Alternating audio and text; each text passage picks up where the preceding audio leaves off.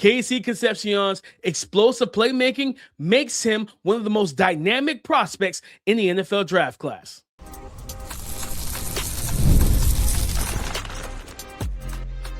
You are Locked On NFL Draft, your daily podcast covering the NFL Draft. Part of the Locked On Podcast Network, your team every day. Welcome back to the Locked On NFL Draft Podcast. I'm Damian, Parson. That's Keith Sanchez. And on today's episode, we're breaking down Texas A&M star wide receiver KC Concepcion, consensus first-round guy right now for most of the NFL draft industry. We're going to break down the pros, the cons, and then we're going to give you his grade. We're going to explain the grade and give you some NFL comps. If we have time, maybe give you a team or two in round one that makes the most sense for KC Concepcion. Keith, at the NFL Scouting Combine, they have him listed as 6 foot even, 196, almost 200 pounds, 30 and a quarter on the arm, 9 and a quarter on the hand. KC Concepcion, Keith, if I could put it in a statement before I kick it to you, he is instant offense. He is instant scoring. He is instantaneous explosiveness, man. He brings a lot to the table from receiving ability, rushing ability, and kick return. He's just a pure playmaker in this, and one of the best pure playmakers in this draft. Keith, as I always ask you, what's that superpower, that A trait that's going to let him be successful in the NFL? Yeah, I mean, you just finished talking about it. It's the instant ability to be able to create, right? He has such a knack for the game of football and understanding what tempos to play at. And what I mean is that this is a guy that affects you playing on the outside, right? At wide receiver, he plays in the slot, but also in the kick return and punt return game, right? Special teams value. And what I'm saying is that he understands how to accelerate and decelerate at a high level, which allows him to be shifty. But it's one of those situations, DP, to where he understands where to trigger it in the right spot, right? Like, I always say wide receivers going nowhere fast, right? He's the exact opposite of that guy, right? Like, he knows what he's doing and what he's doing at a high level. So, man, it's just like you said, it's the instant offense, DP, knowing that you put the ball in this young man's hands and he's going to find a way to be able to create explosive opportunities offensively. And that's almost an invaluable trait, I guess you can say, right? Like, just understanding how to play the game and how to create something. Yeah, I mean, we use these like scouting terms like threat to score from anywhere, and he embodies that. He's the epitome of that, because you go to the LSU game, he had I think he had a touchdown in the red zone, but he also had a 60-yard punt return. You know what I mean? Like, the way he is able to flip the field position, change the momentum of a game, it's like you say, it's invaluable. And one of the things I love about him is because, and I think we've talked about this throughout the season, at NC State, they use him as a gadget receiver, where there was a lot of manufactured touches in the offense. They even Debo Samuel'd him, where he lined up as a running back and ran inside zone and power concepts. And you just see him running through arm tackles, like bouncing off of linebackers and safeties. And it was like, this is a receiver. Like, you know what I mean? So it's like, remember we had Shaheem Battle, the cornerback for NC State, a couple drafts ago on the pod, and we asked him about his teammate, KC Concepcion, and he gave him a glowing review. And this was probably about 2 years ago, right? So to see him go to Texas A&M, leave NC State, go to Texas A&M, and become one of the best receivers, not just in the SEC, but in my opinion, in the country. Like, this is a guy that can make plays at all three levels. I don't think people give him credit for the route running that he is. He knows how to get open with separation. That may be his best trait, DP.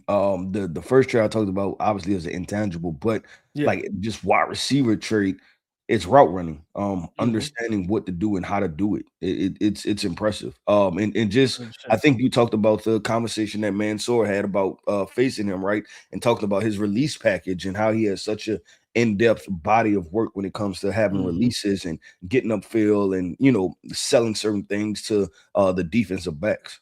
Absolutely. Like, and I think you mentioned the word tempo earlier, and that's what I love about his game as a route runner, because he's never sped up. Like, he makes you play at his speed, but the problem is he has different speeds, and he has a top speed. He can decel. Like, he understands.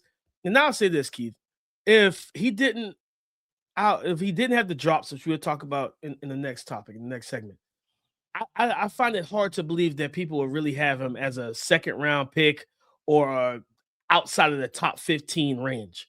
Because again, like when you look at what he brings to the table, route running, release package, he plays outside, he plays inside.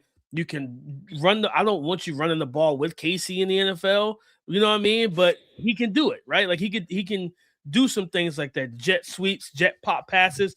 He opens the playbook in terms of usage when it pertains to what he brings, and that explosiveness when it pertains in the way he can gear up is so sudden. Because I think it was he ran a double move as the X receiver versus Leonard Moore, the corner from Notre Dame. And anytime I watch guys run double moves, it's not just a route and like how you sell it. If you run a stutter and go, what I'm paying attention to is how quickly can you accelerate from the stutter step. Right. You know what I mean? Like that, because that's really where it comes down to. If my quarterback is throwing this ball from hour 45, I need you to be able to create that separation instantaneously, immediately, and get vertical. And he absolutely beat Leonard Moore on that double move. He beat him on the crossing route, one-on-one. Like, he's such a difficult receiver to deal with. And still, yet, when it comes down to this draft class, I don't feel like he gets nowhere near enough credit for being a headache. Jordan Tyson, we love. Cardinal Tate's a route technician. The toughness, the grittiness, the everything that comes with a Makai Lemon. But we don't talk about KC Concepcion being one of the best pure playmakers. Because honestly, I've had conversations with people recently where they was like, man, if he had a better quarterback or if he didn't have some of the drops, he might be my wide receiver one. And I'm like, you know what? That's not off base.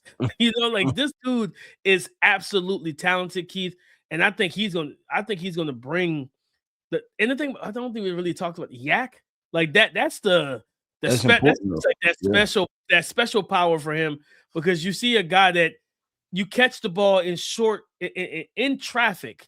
He's able to make guys miss. I think that happened against Mansour Delane. He was in the slot. I believe he ran like a whip route against Mansour Delane, and the ball, like Marcel Reed was pressured. He got it out and everything. Still able to get the ball out. It wasn't on target because he was pressured. And I think he was about to get hit as he was releasing it. So he still got the ball out. You see KC snatch the ball out of the air and then put a move on Mansour immediately after that. Like that transition from receiver to runner, it's quick. It's like you got to be, as a defender, you got to be ready to break down and wrap up when it comes on the KC Concepcion, because he turns into a runner almost immediately after he catches the football. Yeah, and the thing for him, DP, is contact balance, right? And you see more. I think the North Carolina State film, the NC State film, showcases more of his running ability, right? Like you get that idea of him, and like you said, you almost want to put him in the Deebo Samuel bucket. But and you talk about transferring schools, I actually think going to Texas A&M was not a bad situation for him, just because you've seen more of the wide receiver traits, right? Like you said, okay, this guy can actually play wide receiver. I think coming out of NC State, it was him. And then a young man that was at Georgia Tech that transferred to Auburn, right? Like they kind of did the similar things, and you probably put them in the same bracket. Yeah, I know exactly what you're talking about. Yeah, I'm blanking on his name, but I know exactly what you're talking about. But now, Eric Singleton. Yes. But now I think you really got to see the what KC Concepcion was able to do. But DP, that's talking about the pros, right? I want to talk about the other side, right? The concerns, and how concerning are they, right? Because we have people that say, listen, if it wasn't for this and this, he'll be wide receiver one. But listen, we have to have a conversation. There are a lot of wide receivers in this class that are not complete guys. They have holes in their game. They have question marks about them. So let's talk about KC Concepcion's concerns and how much do they concern us as far as us willing to take him in the first round. This episode is sponsored by BetterHelp. Financial stress is something a lot of people are carrying right now, and it's not just about numbers. It can affect your sleep, your relationships, and your overall mental health in ways that build up over time. And the reality is, struggling with money doesn't mean you failed. Sometimes it just means you haven't had the right kind of support. It's something I've thought about. how easy it is to put pressure on ourselves financially without really talking about it. The stress that comes with trying to figure everything out on your own. Therapy isn't about financial advice. It's about working through the stress, the anxiety, and the emotions that come with it. With over 30,000 licensed therapists and more than 6 million people served, BetterHelp makes it easier to get matched and start focusing on what you need. When life feels overwhelming, therapy can help. Sign up and get 10% off at betterhelp.com/lockedon. That's BetterHelp, HELP.com/lockedon. Before we talk about and break down the concerns for KC Concepcion, don't forget to check out the Everydayer Club for ad-free episodes and access to our group chat, the Discord channel with me, Keith, and other listeners of the show. Tap the link in the show notes or go to lockedonnfldraft.supercast.com to subscribe. Keith, when I mentioned it earlier, it's the drops, right? That's what everybody points to. If you tweet out anything positive about KC Concepcion, you're going to get at least one reply that says, but his drop percentage is like 9%, right? And don't get it, I'm not dismissing the drops. Like, it is definitely, to me, it's a combination of you got some concentration issues at times or whatnot, and then you had just some hand mechanic things. But I always go back to the fact of, you ask how concerning is it? I'm not that concerned by it. I'll tell you why. Terrell Owens is a Hall of Fame wide receiver.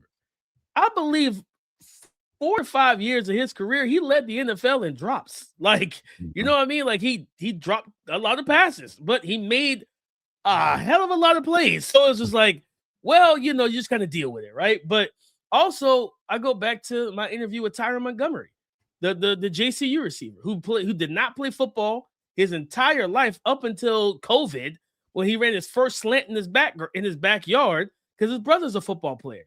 And I said, how did you go from not catching footballs or playing football at all to being so technically sound catching the football, and you're still only like 2 years into playing actual football? He was like, I just went to the jugs machine and caught 500-600 balls a day. He was like, I cranked it up to 50 miles per hour. I was like, if I can catch it from this thing, I can catch from my quarterback. And I was like, you know what? That's a very astute statement. You know what I mean? Le'Veon Bell, Keith, was a 250-pound running back at Michigan State. Did not catch passes.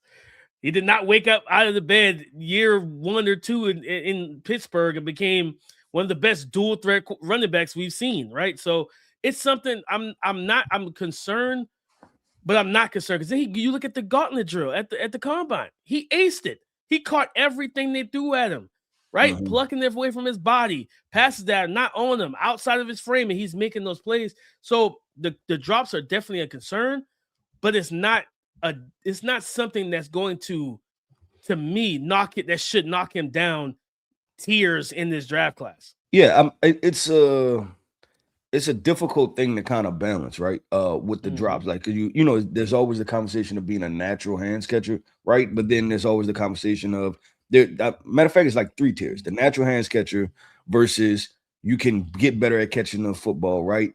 Versus how much does it actually matter if some of the best wide receivers in the NFL, like you talked about Terrell Owens, right? And I think he was still number 2 in receiving yard history or something. It's one of those stats, right? Where he's sitting at number 2. Like so, for me, I think that, is it a concern or not? It's it's something to highlight and identify, but I think just putting it in a bracket of, okay, he has a high drop percentage, don't take him.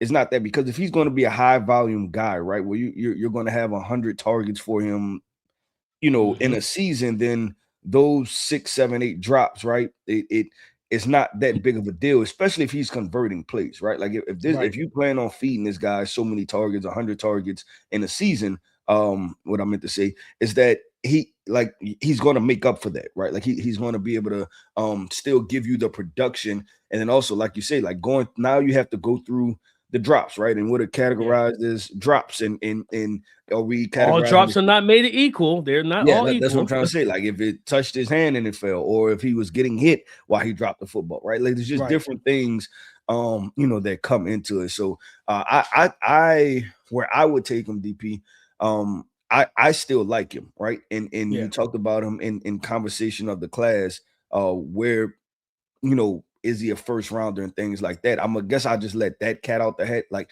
I would still draft him in the first round, right? If you need 100%. A wide receiver. And the drop thing, I think it could be slightly overblown, right? And I think those one of those data points and statistics that everybody can easily understand. So when you have it, people just like to consistently repeat it over and over again. No, 100%. And because I've seen, like, I was on I'm blanking on the radio station, but it's a Cleveland radio station, and everything a couple weeks ago. And they tweeted out some clips from when I was on there, and some of and I get it. You did with Jerry Jeudy, and I totally understand the fear, right? Because Jerry Jeudy has dropped a lot of passes in his career, but I'm not associating KC Concepcion with Jerry Jeudy's drops. You know what I mean? Like, I'm just not doing that. And I think also looking at it from an aspect of, like, again, watch the film. Don't just quote a number that you pulled up on PFF. Like, actually watch the film, find the drops, right? And then, all right, is this a drop? Or, like you said, he's sandwiched between the safety and the linebacker, and he gets hit in the shoulder pad as he's getting hit while he's trying to make the grab, and the ball is not secured. That's not a drop. Like, it's not. Like, not to me. Sometimes we categorize some drops that should be categorized as a PBU. Good job, defense. Like, you know what I mean? Like, we take credit from the DB from raking through the hands. We're like, that's a drop. No, that's a pass breakup. He punched the ball out. That's a good job to the defender, Keith. But in terms of the real quick, I say in terms of the concerns, one thing I do, not the drops, but I think wingspan. Like, as again, he's 6 foot. He's got less than 31-inch arms. The wingspan at the catch point could end up being the situation when you're going against the top corners in the league. You know what I mean? Like, I don't think you're going to be throwing red zone fade routes to KC Concepcion. But if you're throwing it down the field, right? If he's lined up at the Z receiver spot, he runs that go route and you throw that ball, try to throw the back shoulder fade, or your quarterback just launches it out there. It could be a situation where he's not going to bring down a lot of those contested catch situations because his frame doesn't suggest that he should be able to bring those in. And you're dealing with longer arm, bigger body corners that'll be able to play, jostle for position, and they just have the length advantage, the reach advantage with the wingspan. Yeah, no, I agree with that, and I think that with Casey, like you said, you're not going to be sitting there throwing not slot fades, but red zone fades, right? Like the pylon throws in the red zone, expecting him to go up in vertical over 6'2" corners, right? The speed situation, where do you kind of put that at? Like, is that because I hear people go back and forth on it? Is it a question mark for you? Are you okay with it? Where do you stand with that? No, I'm good with the speed. Like, I don't even question it at all. I just seen them pull away from like SEC defenders, SEC corner. Mansour the lane ran sub 4.4, and I watched him stack Mansour multiple times. Like, and not just him, but LSU had like really athletic corners. And I watched him. I think he ran a seam route up the out of the slot up the seam, beat the corner who tried to press him. Really good hand usage and everything, and he gets vertical, and he got vertical quickly. Marcel Reed didn't see him, and that was the play where Marcel Reed scrambled out and ran like for 50 yards. It was a touchdown. It was like, okay, you know what I mean? It was like, well, the result, we scored. You know what I mean? Like, but you can see, KC like waving the hand, like, yo, I'm like launch it, like throw it, and but he could, he didn't see him. Pressure got in the backfield, and he's just like, you know what? I'm a playmaker. Let me get out of here, and I'm gonna just make the play, right? Because nobody was over on the right side of the field. Well, nobody's over here. I'm gonna go ahead and take the valet and go home. You know what I mean? Get this touchdown, whatnot. But he gets upfield quick. I think the reason why people question it, we don't have a time for him, right? Like he didn't run at the combine, which that's what I was making sure. I was like, I knew he didn't run at the combine. I was making sure there's nothing done. He didn't run at his pro day, and it was because right after the combine, we find out, he was getting the minor scope done to his knee. Like he did all the drills and everything, but he didn't run his 40. And then even at the pro day, he didn't run the 40-yard dash time, but you saw clips of him still training even after the surgery. So showing that, because the report was come rookie minicamp, he was going to be fine. Like after the draft, rookie minicamp comes around, he's going to be there. Like he's going to be healthy. He's going to be there. He's going to be able to participate. So I don't worry about the speed, Keith. I trust the tape and the scene with him get vertical and everything. Would I've loved to see a time? 100%. I feel like he could have been a sub 4.4 guy if he ran the 40-yard dash. You know what I mean? And then watching him, he has such a natural run motion where you see, how many times we see guys like bob and weave as they're running the 40-yard. They're just swaying like the wind's blowing, right? Kyle Hamilton, for those who remember, got knocked for running with a 4.51, which is insane that we knock somebody for running a 4.5 flat in the 40-yard dash at 6'4". But you watch his 40 and he's just moving left to right. And it's like, bro, if you stay on the straight line, you probably run 4.47. Yeah. Like maybe 4.45 if you stay on the straight line. So I don't worry about speed, Keith, overall. I think speed is going to be, he's going to be able to separate vertically, the horizontal plane, vertical plane. I think he's going to put pressure on a lot of corners in the NFL. Yeah, no, and I just know that's one of the concerns. Other concerns, right, outside of the drops that people talk about is like, oh, okay. I want to ask you real quick, his frame. Do you like? Because he came at 6 foot, almost 200 pounds, right? Weird enough, Keith. Felt like when he was at NC State, he looked bigger than me. Maybe it could have been the red, could have been the pads. I don't know, but he looked bigger than me.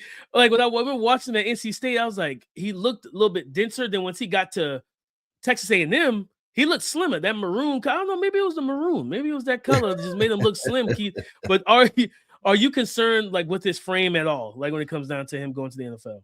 No, and the reason being, let's discuss it coming up next, because I have a projection of what I think, because I actually thought about that, right? Even him coming at 196, I probably sat on the other side of that. I think he came in at 196, right? Yeah, 196. I thought he was closer to 190 and under. I don't know. I seen more like at Texas A&M. I thought he was closer to like 188 or 189, somewhere in there, right? So I was surprised to see him at close to 200 pounds, but he also didn't run, right? So I wonder if he ran, would he have come in at 196 or something like that, right? Like, did he put those size on and be like, okay, cool, I'm 6 foot, almost 200-pound wide receiver, for the for the NFL scouts and stuff like that. But DP, let's do what we do, man. Let's talk about explaining the grade coming up next, right? We're going to give out our NFL draft grade for KC Concepcion, and then we're going to hand out an NFL comp. And DP, we're going to address the question that you asked me, right? Like how do I project his size overall into the NFL? And let's discuss that coming up next.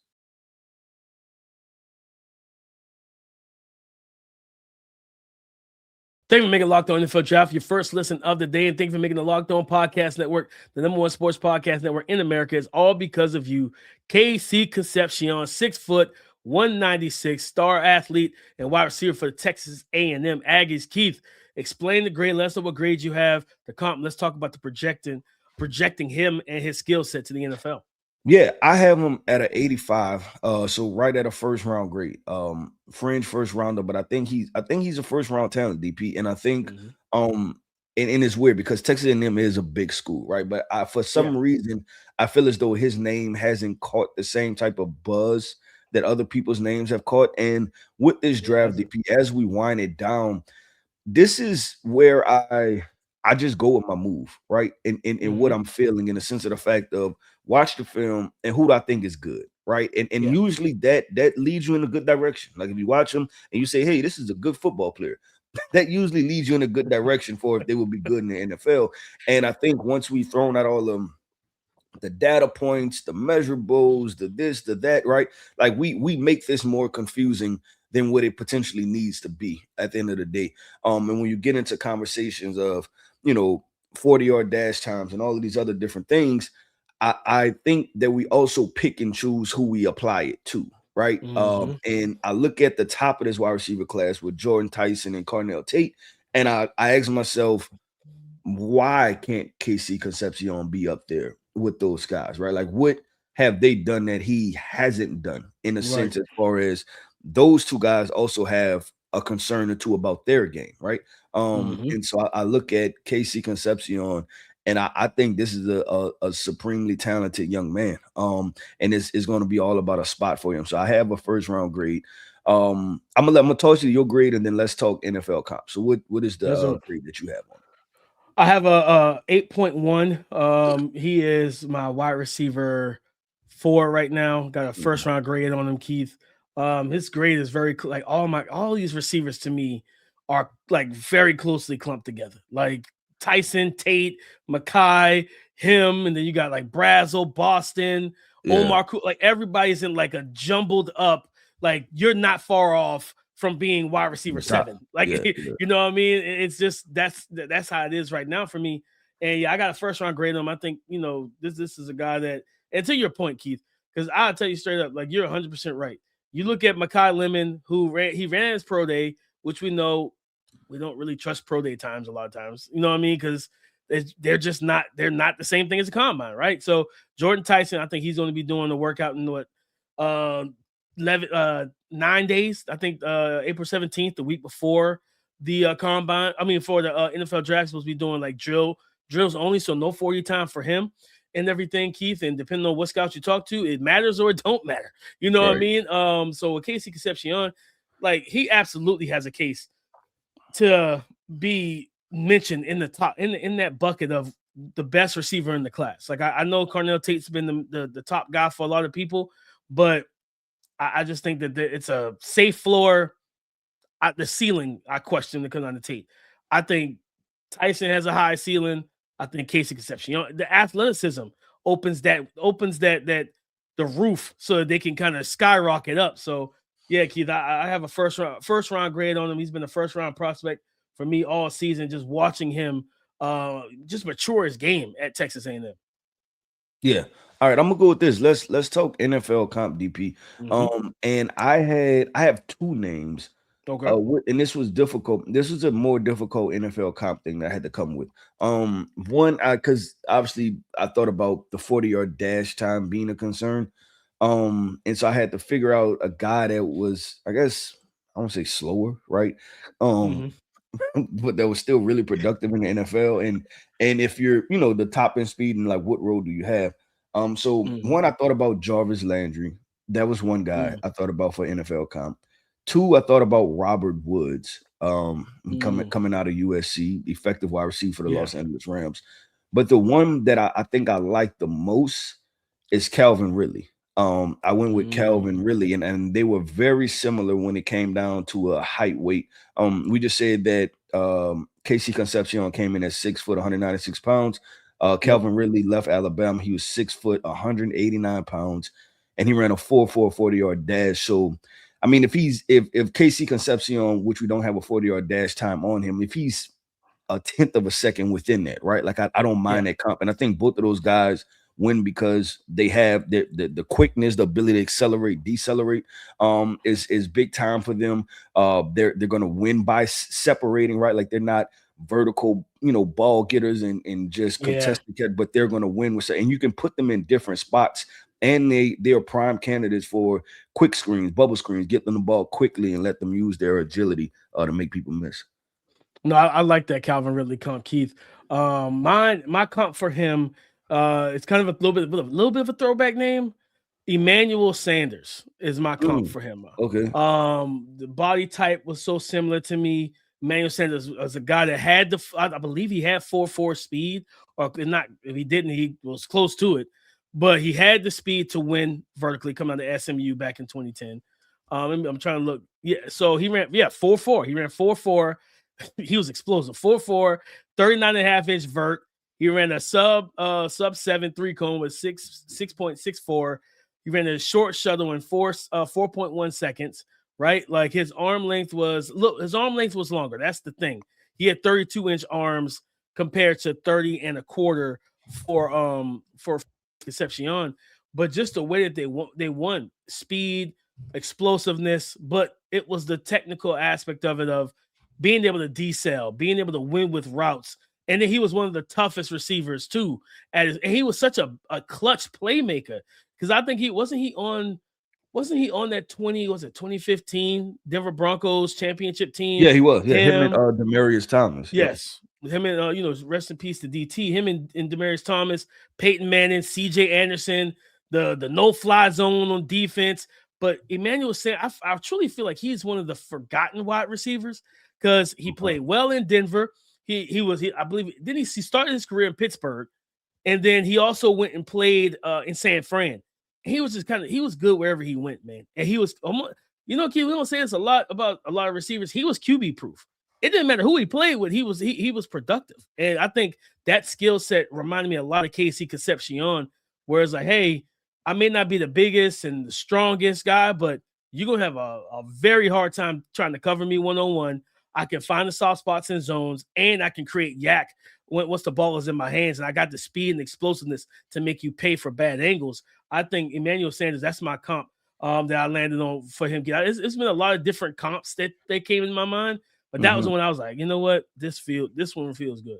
Yeah, I look at it too, DP, and from what I was talking about with my Calvin Ridley situation, Calvin Ridley was selected pick 26, right? So somewhere in that same range, and I think it was just him and DJ Moore went in the first round. I think it was that 2018 draft. But even statistically, I think he's had a solid career. He just hasn't been in big spots, right? So from 2018, looking at Calvin Ridley.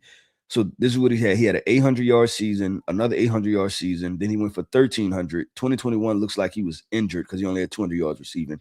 Then he followed that up with 1,000 yards with the Jaguars, 1,000 yards with the Titans, and then he had 300 yards this season, which I think he was injured again, right? He had the gambling thing that took a year, all that type of stuff. So because been fairly. He was supposed to be wide receiver one in Atlanta after Julio left. Then the gambling thing happened. It was like one of the biggest what ifs. Like, what could have happened if you didn't have that issue pop up? Yeah, I want to throw something out there to you real quick, Keith. Teams that I think, we're talking about teams around when that be looking at wide receivers. The Carolina Panthers at 19, the Jets. I did a mock draft for mock draft money and stuff. I had them going all the way up to 16. I had KC Concepcion going to the Jets, and I think pairing him with Garrett Wilson, and I think with Geno coming in and everything, I think that would be a really good landing spot because we've been mocking more so Mekhi Lemon. I think Mekhi probably goes to the Rams, but I felt really good with him going to the Jets. I think that's a really good fit. Or, if he did fall into the 20s like Calvin, I think the Steelers at 21, if he gets into that range, Pittsburgh run the card up. Like, run it up. Like, that's the type of guy that, I compare. I was like, if he went to Mike McCarthy, I can see McCarthy utilizing him in terms of how he moves guys and aligns guys. Go back and for the listeners, go back and watch some of early Randall Cobb in Green Bay.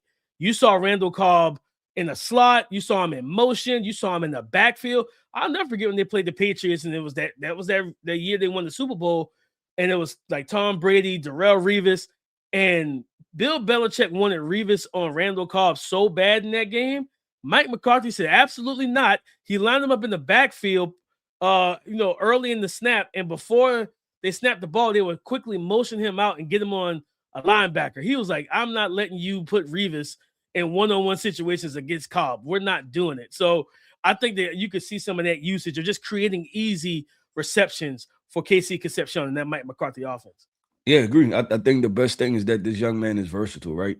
And he seems like he's an easy player to fit into your offensive scheme at the end of the day. And I think that's going to provide a lot of value for him in the NFL. But DP, that wraps up another episode, man, of the Locked On NFL Draft Podcast. I want to end this podcast off by saying shout out to our everydayers. Thank you for tapping in with us each and every single day. I am Keith Sanchez. You can find me on X at the Talent Code. That right there is my guy, my co-host, Mr. Damian Parson. You can find him on X at DP_NFL. And like we like to say, man, y'all come talk to us because we like to talk back.